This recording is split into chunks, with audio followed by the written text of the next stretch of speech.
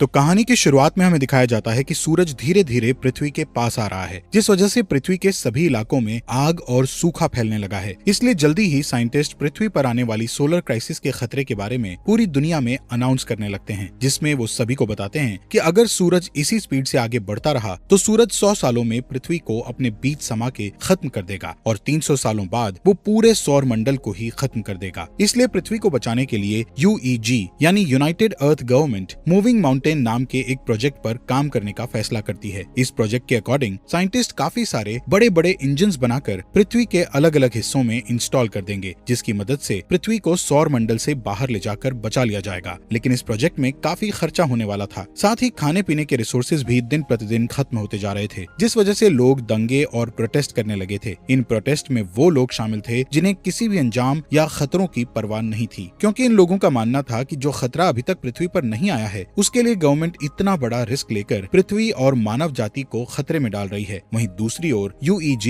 Digital life नाम के एक प्रोजेक्ट यानी DLP पर बैन लगा देती है, जिस वजह से प्रोटेस्ट और भी ज्यादा बिगड़ जाते हैं, क्योंकि DLP एक कट्टर ग्रुप था जिसका मानना था कि इंसानों का फ्यूचर सिर्फ कंप्यूटर में है। असल में वो एक ऐसा प्रोग्राम डेवलप करना चाहते थे जिससे इंसान अपने दिमाग को एक डिस्क में अपलोड कर सकता था, लेकिन रिसोर्सेज की कमी के कारण वो इस प्रोग्राम को आगे नहीं बढ़ा सकते थे। इसलिए रिसोर्सेज के लिए वो हैकिंग करके UEG पर आतंकवादी हमला करते रहते थे। इन सब के बीच UEG नोटिस करती है कि उनके मूविंग माउंटेन प्रोजेक्ट से लोगों का विश्वास उठता जा रहा है, जिस कारण काफी सारे लोग इस प्रोजेक्ट को रोकने की कोशिशें कर रहे हैं। पर तभी चाइनीज एम्बेसडर जाओ इस प्रोजेक्ट के पहले पार्ट को कंप्लीट करने का कहते हैं, क्योंकि उनका मानना था कि पहला पार्ट जल्द ही पूरा हो जाएगा और लोगों को दोबारा उनके मूविंग माउंटेन प्रोजेक्ट पर विश्वास होने लगेगा। जाओ कहते हैं कि इस पहले पार्ट को कंप्लीट करने के लिए सबसे पहले चंद्रमा पर मौजूद इंजन्स की टेस्टिंग की जाएगी, क्योंकि हम चंद्रमा को भी सौर मंडल से धकेलने का प्लान कर रहे हैं ताकि पृथ्वी का ग्रेविटी से कनेक्शन टूट जाए। वहीं UEG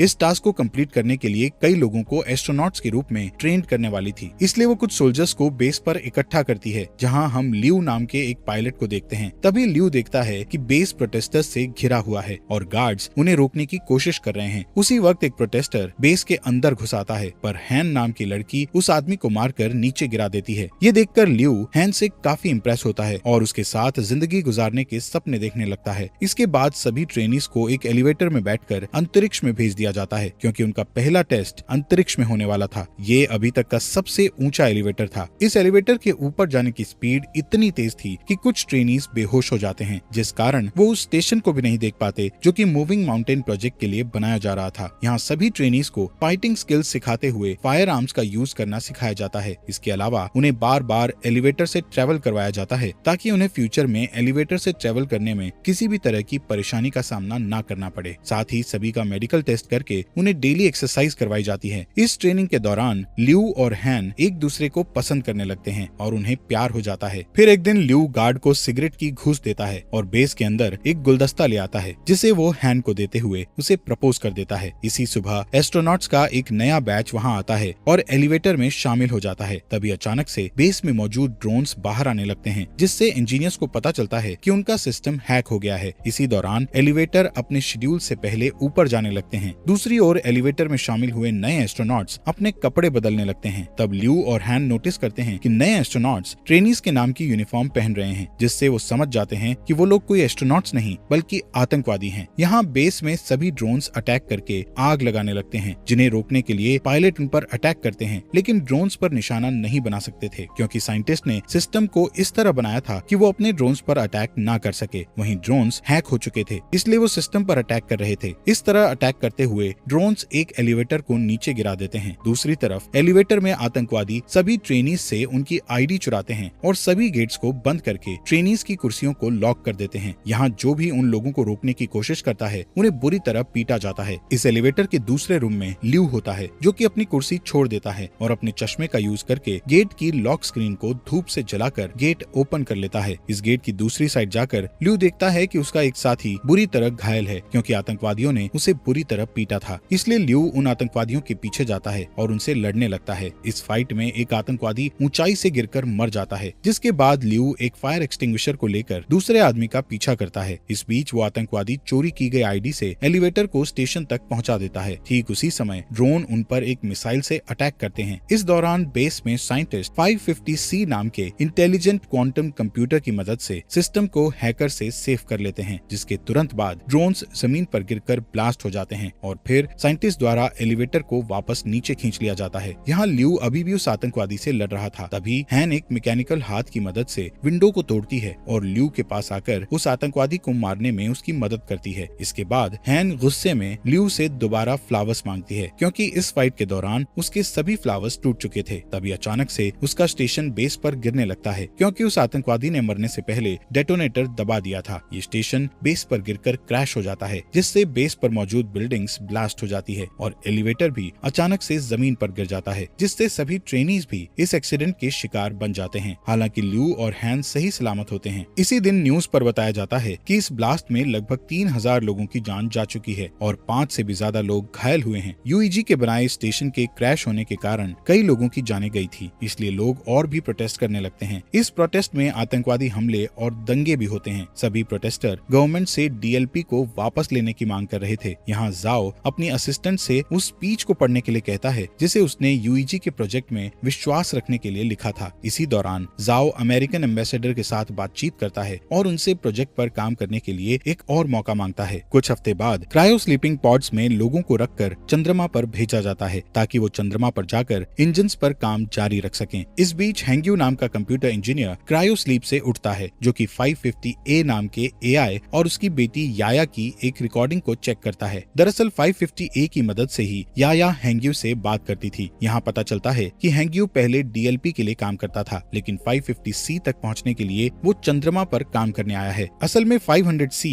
पूरे बेस को कंट्रोल करता है, इसलिए हैंग्यू को लगता है कि वो 500C का यूज याया की क्लिप बनाने में करेगा, जिससे कुछ सेकंड्स के लिए उसकी मरी हुई बेटी का दिमाग एआई में डेवलप हो जाएगा। यहाँ टीम के बाकी मेंबर्स के साथ काम करते हुए हैंग्यू को पता चलता है कि जाओ नाम का कंप्यूटर रिसर्चर 550C का इंचार्ज है और वो चाहता है कि हैंग्यू उनके सिस्टम के ऑपरेशंस पर उनके साथ काम करे। इसके बाद हैंग्यू और जाओ 550C का पहला टेस्ट बेस के हर एक सेक्टर को एक्टिवेट करके करते हैं। जब वो कंप्यूटर के द्वारा वर्क के पूरा होने का वेट करते हैं, तब जाओ हैंग्यू को अपने दिमाग की डिजिटल कॉपी देता है, जिसे कंपनी ने जब्त कर लिया था, क्योंकि उन्होंने डीएलपी पर बैन लगा दिया था। यहाँ जाओ हैंग्यू को समझाता है कि ये तुम्हारे ऊपर डिपेंड करता है कि तुम इस कॉपी को डिस्ट्रॉय करना चाहती हो या नहीं। कुछ समय बाद हैंग्यू याया की क्लिप जाओ को दिखाता है। इस बीच हैंग्यू उस दिन को याद करता है जब वो अपनी पत्नी और बेटी के साथ कार से कहीं जा रहा था। तब अचानक से उसकी कार एक ट्रक से टकरा गई थी, जिससे उसकी पत्नी की तुरंत ही डेथ हो गई थी, पर याया कुछ समय तक जिंदा थी। इसलिए हैंग्यू याया के दिमाग को कंप्यूटर के जरिए जिंदा रखने के लिए उसे डीएलपी के पास ले गया था, लेकिन वो लोग उसकी मदद करना नहीं चाहते थे, क्योंकि उनकी टेक्नोलॉजी अभी तक तैयार नहीं हुई थी। इस बीच हैंग्यू की मुलाकात जाओ से हुई, जो कि पहले डीएलपी में काम करता था। यहाँ जाओ ने हैंग्यू पर एहसान करते हुए याया के दिमाग को 550A नाम के एआई में डाल दिया था। यहाँ प्रेजेंट में हैंग्यू जाओ से रिक्वेस्ट करता है कि वो याया पर 550C का यूज करे, जिससे याया पूरी तरह एआई में बदल सके, जिस पर जाओ हैंग्यू से कहता है कि याया के लिए 550A ही काफी है। इसी बीच उनका सिस्टम डिटेक्ट करता है कि वहाँ Z9 लेवल का सोलर स्टॉर्म आने वाला है, जिससे सभी लोग बेस पर वापस जाने का सोचते हैं, लेकिन उनके पास जो गाड़ियाँ थी उनकी स्पीड ज्यादा नहीं थी, पर फिर भी वो कोशिश करते हैं और किसी तरह सभी इंजन्स को बेस में रखकर उन्हें सोलर स्टॉर्म से बचा लेते हैं। पर इस प्रोसेस में 550C एआई बुरी तरह जल जाता है, जबकि प्रोजेक्ट को 3 दिनों में लॉन्च करना था, जिसके लिए उन्हें एक एआई की बहुत ज्यादा जरूरत थी। तब हैंग्यू जाओ को अपना 550A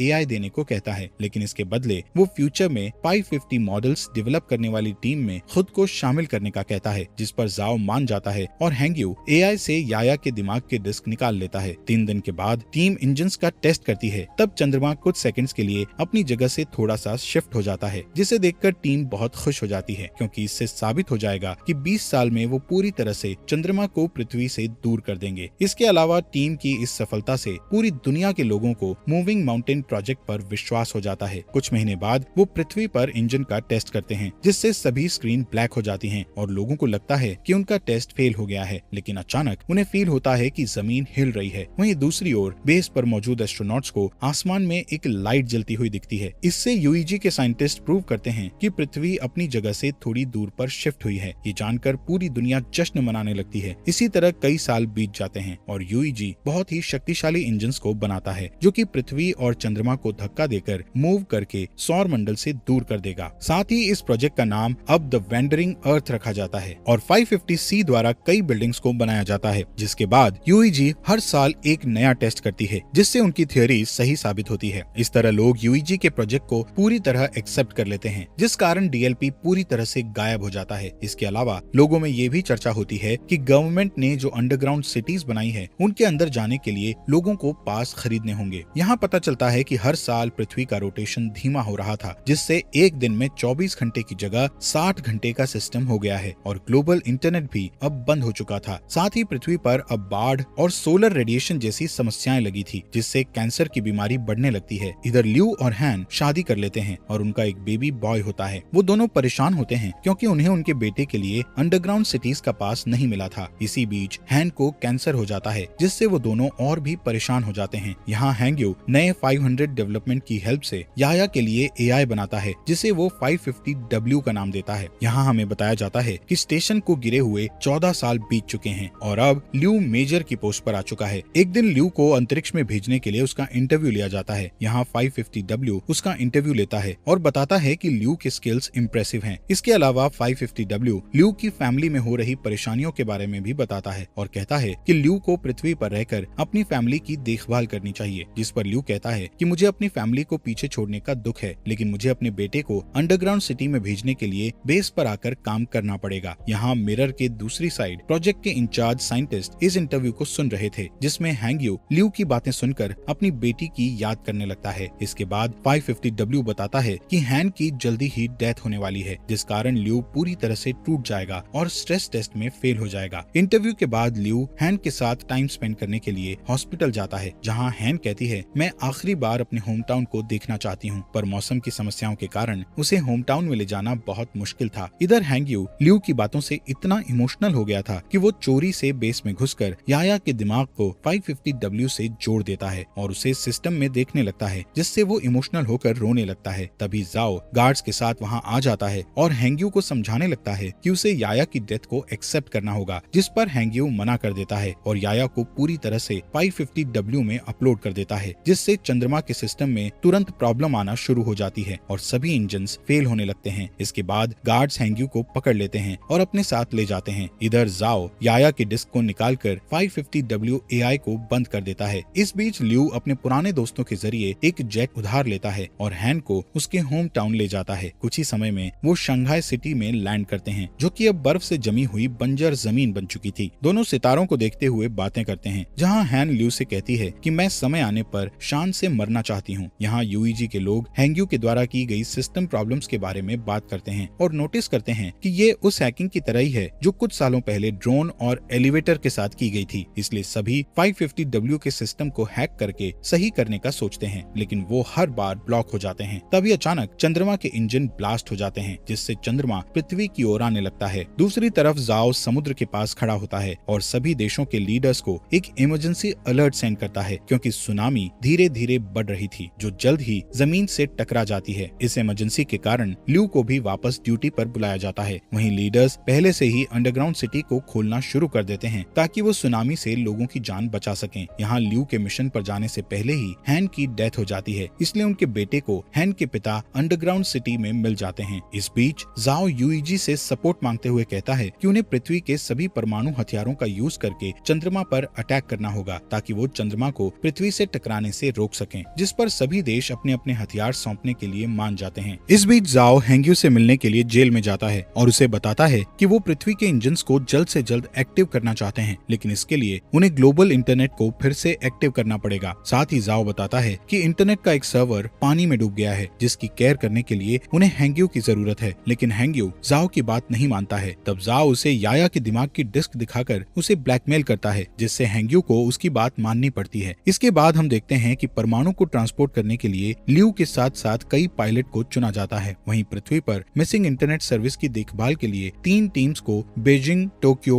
और डैलस भेज दिया जाता है। इसके बाद चुने हुए पायलट्स शटल्स के साथ चंद्रमा के लिए रवाना हो जाते हैं, जहां अंतरिक्ष में एस्ट्रॉइड्स प्लैनेट तेजी से शटल से टकराने लगते हैं, जिससे कई शटल्स क्रैश हो जाते हैं और टीम को 200 हथियारों का लॉस हो जाता है। इस वजह से अब उनके पास सिर्फ 180 हथियार ही बचे होते हैं। थोड़ी ही देर में बाकी के शटल्स चंद्रमा की सतह पर आ जाते हैं, लेकिन तभी एस्ट्रॉइड्स एक शटल को हिट कर देता है, जिससे ल्यू की शटल भी क्रैश हो जाती है। इसलिए उन्हें मजबूरन जमीन पर उतरना पड़ता है। इस दौरान उन्हें 384 हथियारों का फिर से लॉस हो जाता है। यहाँ बचे हुए लोग टेप को ढूंढने लगते हैं ताकि वो उनके टूटे हुए हेलमेट को ठीक करके अपने घाव पर पट्टी कर सकें। इसके बाद वो लोग तय करते हैं कि वो लोग बचे हुए हथियारों को पैदल ही चंद्रमा पर फिट कर देंगे, पर ल्यू नहीं चाहता था कि इस काम को करके यंग लोग मारे जाएं, इसलिए वो अकेला शटल से बाहर आकर गेट को बंद कर देता है। यहाँ पृथ्वी पर तीनों टीम्स सर्वर की जगह पर पहुंचकर पानी के नीचे चली जाती हैं, जहाँ ड्रोन और स्पेशल टूल्स की मदद से हैंग्यू की टीम बिल्डिंग में जाती है और सर्वर का दरवाजा ढूंढने लगती है। लेकिन जब वो दरवाजे को जबरदस्ती खोलते हैं तो उनका एक आदमी बुरी तरह घायल हो जाता है। तब जाओ उसके घावों को सही करने की कोशिश करता है, लेकिन उनके पास घाव को ठीक करने के लिए कोई सामान नहीं था, जिस कारण उस आदमी की डेथ हो जाती है। जिसके बाद हैंग्यू और जाओ इंटरनेट को वापस लाने के लिए कनेक्शन बनाने का डिसीजन लेते हैं। दूसरी तरफ ल्यू हथियारों को एक ट्रक से ले जाने लगता है। तभी अचानक चंद्रमा का मलबा पृथ्वी से टकराता है, जिस वजह से बिल्डिंग्स हिलने लगती है और कुछ हार्डवेयर जाओ के पैर पर गिर जाते हैं, जिससे वो बुरी तरह फंस जाता है। तभी उस रूम में पानी भरने लगता है। दूसरी ओर हैंग्यू अपने ड्रोन की मदद से भी रूम का गेट नहीं खोल पा रहे थे, इसलिए जाओ उसे जल्दी से पासवर्ड की दे देता है, पर इस दौरान जाओ की पानी में डूबने से डेथ हो जाती है। इसके बाद चंद्रमा का मलबा पृथ्वी की मेजर लोकेशंस को डिस्ट्रॉय करने लगता है, जिससे अंडरग्राउंड सिटीज में जा रहे लोग पैनिक होने लगते हैं। वहीं यूईजी में जाओ को बुरी खबर मिलती है कि उनके पास परमाणु हथियारों का एक साथ ब्लास्ट करने के लिए समय नहीं है, जिससे जाओ उम्मीद खो देता है। पर तभी उसका एक आदमी उसे सोल्यूशन बताता है कि अगर वो अंतरिक्ष में और भी एस्ट्रोनॉट्स को भेज देंगे तो हथियारों को मैनुअली ब्लास्ट किया जा सकता है, यानी कि सभी एस्ट्रोनॉट्स को अपना सेक्रीफाइस करके दुनिया को बचाना होगा। इस ऑपरेशन के लिए 300 लोगों की जरूरत थी। यहाँ एक पुराना पायलट कहता है कि ऐसा करना हमारा कर्तव्य है, पर यंग लोग फ्यूचर की देखभाल करने के लिए हैं, इसलिए उनका सेक्रीफाइस ना किया जाए। उस पायलट की बात मानते हुए सभी पुराने पायलट्स को एस्ट्रोनॉट्स की टीम के साथ चंद्रमा पर पहुंचा दिया जाता है, जहां ल्यू उन्हें आता हुआ देखकर चौंक जाता है, लेकिन उसका कम्युनिकेटर टूट गया था, इसलिए वो पृथ्वी पर वापस लौटने से पहले अपने पुराने टीचर और ट्रेनिंग पार्टनर्स को गुड बाय नहीं बोल पाता है। दूसरी ओर यूईजी बताती है कि टोक्यो और डैलस के सर्वर वापस आ चुके हैं, लेकिन बीजिंग का सर्वर अभी तक नहीं आया है। यहाँ बीजिंग में हम हैंग्यू को देखते हैं, जिसके रूम में पानी भरने लगता है और वो की को सही कंप्यूटर से नहीं जोड़ पाता। तभी चंद्रमा पर एस्ट्रोनॉट्स सभी परमाणु हथियारों को ब्लास्ट करने लगते हैं। ठीक उसी समय हैंग्यू भी उसकी माइंड डिस्क को एक कंप्यूटर से जोड़ देता है, जिससे चंद्रमा बुरी तरह ब्लास्ट हो जाता है। पर अब चंद्रमा का मलबा तेजी से पृथ्वी की ओर आ रहा था, इसलिए पृथ्वी को जल्द ही वहाँ से हटाने की जरूरत होती है। यहाँ हैंग्यू याया की क्लिप को एक्टिव करता है और उसे की दिखाकर अंदर से इंटरनेट को एक्टिव करने के लिए कहता है। तभी रूम में पानी भर जाता है, जिससे हैंग्यू की भी डेथ हो जाती है। वहीं चंद्रमा का मलबा पूरी दुनिया में गिरने लगता है। तभी यूईजी इमरजेंसी मैसेज भेजकर बताता है कि उनका मिशन फेल हो चुका है, जिससे शहरों में दंगे होने लगते हैं। वहीं जाओ हार नहीं मानता और अपनी टीम को इंजन्स में आग लगाने को कहकर उन्हें उल्टी गिनती शुरू करने को कहता है। इसी दौरान बीजिंग में हैंग्यू का दिमाग अचानक कंप्यूटर के अंदर एक्टिव हो जाता है, जहां वो अपनी बेटी से दोबारा मिलकर बहुत खुश होता है। इसके बाद हैंग्यू एआई में जाकर इंटरनेट सर्वर को एक्टिव कर देता है। तभी जाओ के आदेशों का पालन करते हुए एक आदमी इंजन्स को स्टार्ट कर देता है और फिर देखते ही देखते पृथ्वी मूव करने लगती है और चंद्रमा के मलबे से बच जाती है। ये देखकर पूरी दुनिया के लोग जश्न मनाते हैं। यहाँ ल्यू शटल से ही पृथ्वी को हिलते हुए देखता है, इसलिए वो जल्दी से वीडियो रिकॉर्ड करता है ताकि वो अपने बेटे को ये सीन दिखा सके। दूसरी ओर हैंग्यू और याया के दिमाग का बैकअप 550W में एक साथ मिक्स हो जाता है। इसके बाद हमें 7 साल बाद का सीन दिखाया जाता है, जहाँ पृथ्वी वापस से 24 आवर के सिस्टम में आ चुकी है और जाओ रिटायर्ड हो चुका है, लेकिन अब उनकी असिस्टेंट यूईजी में उनकी लेगेसी को आगे बढ़ा रही है। अब क्योंकि चंद्रमा से उनको कोई भी खतरा नहीं है, इसलिए वो अपने प्लान का सेकंड पार्ट शुरू करते हैं, जिसमें वो 10 साल के अंदर जुपिटर प्लैनेट के पास से उड़ेंगे और फिर पृथ्वी को हमेशा के लिए सौर मंडल से बाहर कर देंगे। इसलिए इंजन्स पर नजर रखने के लिए एक स्पेस स्टेशन बनाया गया है, जिसका इंचार्ज ल्यू है। और इसी के साथ ये मूवी यहीं पर खत्म हो जाती है। दोस्तों, आपका दिल से शुक्रिया आपके अपने फॉक्स एक्सप्लेनर हिंदी चैनल को सब्सक्राइब करने के लिए।